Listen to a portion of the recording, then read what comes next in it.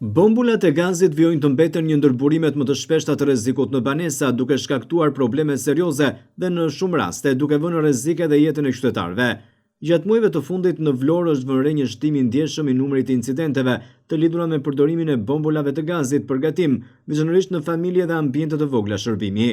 Sipas të dhënave nga shërbimi zjarfikës, shumica e rasteve lidhen me përdorimin e bombulave të amortizuara, të dëmtuara ose të instaluara në mënyrë të gabuar. Këto probleme shpesh çojnë në rrjedhjen e gazit, shpërthime apo zjarr, duke shkaktuar dëm me materiale dhe rrezik serioz për banorët. Përfaqësuesi i shërbimit zjarfikës në Vlorë, Luan Kapaj, ka bërë një thirrje publike për më shumë kujdes dhe përgjegjësi nga ana e qytetarëve.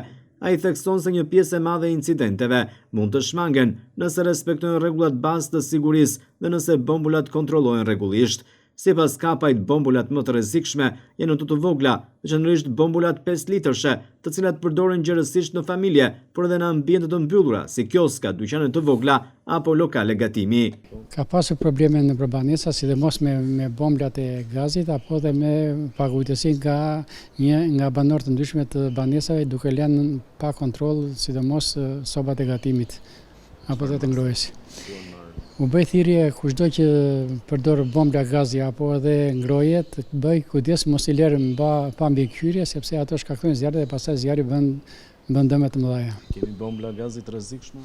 Bomblat e gazit të rrezikshme janë bomblat 5 litroshe, të cilat janë për përdorim në ambiente të hapura, jo për përdorim në ambiente të mbyllura, e cilat pastaj bëjnë shkak për dëmtimin e banesës. Këto përdoren në ambiente të mbyllura. Me sa kemi ndërhyrë neve, çdo bombull që merr flak është vetëm nga këto bomblat një përdorimshme të 5 litroshet. Zjarfikësit theksojnë se një tjetër problem serioz është përdorimi i bombulave të pacertifikuara ose të mbushura në mënyrë të palishme. Në shumë raste qytetarët nuk kontrollojnë datën e skadencës, valvulat apo tubat lidhës, të cilët me kalimin e kohës dëmtohen dhe kthehen në burim rrjedhje gazi. Ekspertët këshillojnë që bombulat e gazit të vendosen gjithnjë në ambientet ajrosura mirë, larg sobave, furrave dhe pajisjeve elektrike.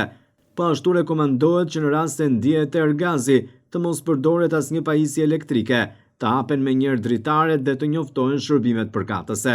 Shërbimi i zjarfikës në Vlorë apelon për bashkëpunim nga ana e qytetarëve, duke theksuar parandalimin si mënyrën më të sigurt për të shmangur tragjeditë.